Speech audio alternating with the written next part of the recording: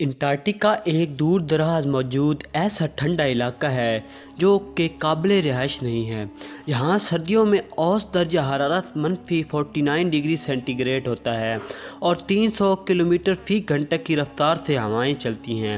یہی وجہ ہے کہ یہاں پر کوئی بھی آبادی نہیں ہے اور صرف مٹھی بھر لوگ اس جگہ پر ریسرچ مشن سر انجام دینے کے لیے آتے ہیں۔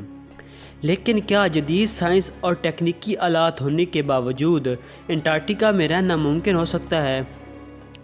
ابھی تک مختلف ریسرچ میں انٹارکٹیکا میں مختلف اقسام کے پودے اور جاندار کا زندہ رہ پانا ممکن دیکھا گیا ہے، لیکن انسانوں کے لیے یہ دور دور تک ممکن نظر نہیں آ رہا۔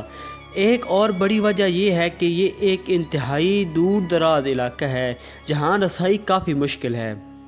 یہاں سائنسدانوں کو فاسلز کے بے شمار ایسے نمونے دریافت ہوئے ہیں جن سے یہ معلوم ہوتا ہے کہ اس برفانی علاقے میں کبھی ہریالی ہوا کرتی تھی اور ہرا بھرا جنگل جس میں بہت سی اقسام کے جانور بھی رہتے تھے۔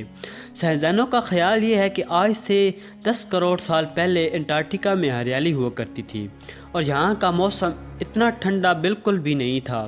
پچھلے ہزاروں سالوں میں زمین نے اپنے ماحول کو اتنا بدل لیا ہے کہ جہاں پہلے برف ہوا کرتی تھی اب وہاں انتہائی گرم ماحول ہے، جبکہ ایسے علاقے جو پہلے ہرے بھرے جنگل تھے آج لاکھوں ٹن وزنی گلیشیئر میں بدل چکے ہیں۔